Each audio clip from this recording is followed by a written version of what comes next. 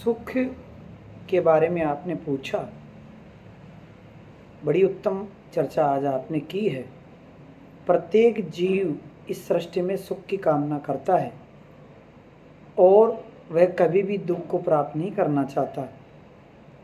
लेकिन हम आपसे निवेदन करें कि हमारे शरीर में 25 तत्वों के साथ जो मन है, इंद्रियों का जो स्वामी मन है, अपनी इच्छाओं को पूर्ण करना, मन के अनुसार गति करना, इंद्रियों को तुष्ट पुष्ट संतुष्ट करना, ये जीव सुख मानता है।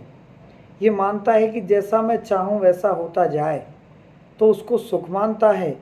और जो उसके विपरीत होता है, जो उसके इच्छाओं के विरुद्ध होता है, जो उनकी सोच के विरुद्ध होता है, उसी को ये जीव दुख की संज्ञा में लेता है। सुख से किसी का भला नहीं हो सकता। मनुष्य के सुख की एक कोई नीति नहीं है, मनुष्य के सुख का एक कोई मार्ग नहीं है। मनुष्य का सुख भिन्न भिन्न क्षेत्रों में होता है।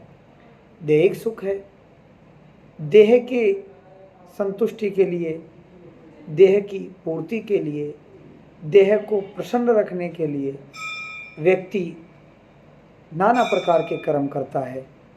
लौकिक सुख संसार के सुखों को प्राप्त करने के लिए लालसा करता है। आध्यात्मिक सुख परमात्मा को प्राप्त करने के लिए प्रयासरत रहता है। 3 प्रकार के सुख व्यक्ति चाहता है कि उसको देह से जुड़े हुए संबंधों से सुख मिले, देह का सुख मिले, और उसे लौकिक संसार का सुख मिले, और उसे आध्यात्मिक सुख मिले। जैसा मन होता है वैसे ही सुखों की व्यक्ति इच्छा करता है। संपूर्ण सृष्टि एक तरफ होकर के स्वयं नारायण भगवान भी चाहें कि मैं किसी को सुखी कर पाऊं या उसकी इच्छाओं को पूर्ण कर पाऊं, तो ये असंभव है। क्योंकि व्यक्ति का मन स्थिर नहीं है, व्यक्ति की गति स्थिर नहीं है, व्यक्ति की चंचलता स्थिर नहीं है। वो कभी भी भटक सकता है और कभी भी कोई भी इच्छा कर सकता है। सब कुछ मिलने पर भी संतुष्ट नहीं है। सबसे बड़ा सुख यदि है शास्त्रों के अनुसार तो संतोष है। संतोष के बराबर कोई सुख नहीं है।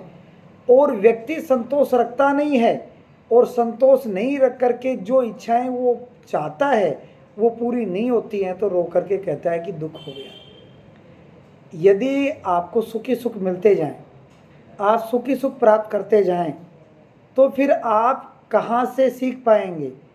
सब आपको सुख मिले तो आपको शिक्षा कहाँ से मिलेगी, परीक्षा आपकी कहाँ होगी, और आपको पता कब लगेगा कि मैं सक्षम हूँ कि नहीं हूँ।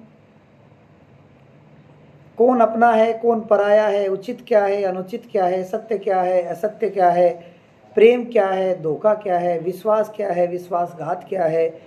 ये सब चीज़ें हम दुख में ही समझते हैं, और दुख से ही व्यक्ति सीखता है। सुख में व्यक्ति भ्रमित होता है, भावुक होता है और भयभीत होता है, और दुख से व्यक्ति इन विकारों पर विजय प्राप्त करता है। इसीलिए मन के अनुसार कदाचित नहीं हो सकता, और होना भी नहीं चाहिए। यदि मन के अनुसार होता रहेगा तो जीव कभी भी सफलता को प्राप्त नहीं करेगा, उत्तम गति को प्राप्त नहीं करेगा। हमारा मानना केवल इतना है कि जिसको तुम्हारा मन अच्छा मानता है वह सुख है, तो तुम क्यों न सत्यता को अच्छा मान लो, सतमार्ग को अच्छा मान लो। इच्छाओं पे अंकुश करते हुए, मन पे अंकुश करते हुए, इंद्रियों को अपने वश में करते हुए परमात्मा की ओर अग्रसर हो करके, और जो सत्य है, जो निश्चित उचित है, जो निश्चित करने योग्य है, वैसा कार्य तुम करोगे तो उसमें तुम्हें सुख की अनुभूति होगी। और यदि उसमें धर्म के अनुसार, अपने कर्म के अनुसार और अपने संयम नियम व्रत के अनुसार व्यक्ति नहीं करता है और पद्धति के विरुद्ध कर्म करता है, उसका जो फल है वही दुख है। मन का भावी सुख है, मन का भावी दुख है। कपिल भगवान ने कहा है, चेतः खलस्य वंदनाय मुक्ते चात्मनोमतम गुणेषु सक्तम वंदनाय रतम व पुंसी मुक्तये। भागवत के तृतीय स्कंद में 25वें अध्याय में 15वां श्लोक अपनी माँ को कह रहे हैं कि माँ, ये मन जहाँ लग जाता है वहीं बंध जाता है, ये मन जहाँ से हटता है वहीं से मुक्त हो जाता है। ये मन जब सांसारिक सुखों में, व्यवहारिक सुखों में, पारिवारिक सुखों में इच्छा करने के लिए रमण करता है तो वहाँ इसको दुख प्राप्त होता है। और जब यही मन परमात्मा की ओर अग्रसर होकर के मति के साथ गति करता है, श्रेष्ठ कर्म करता है, उचित कार्य करता है, उचित सत्यता का साथ देता है, तो उसको उसी से सुख की प्राप्ति होती है।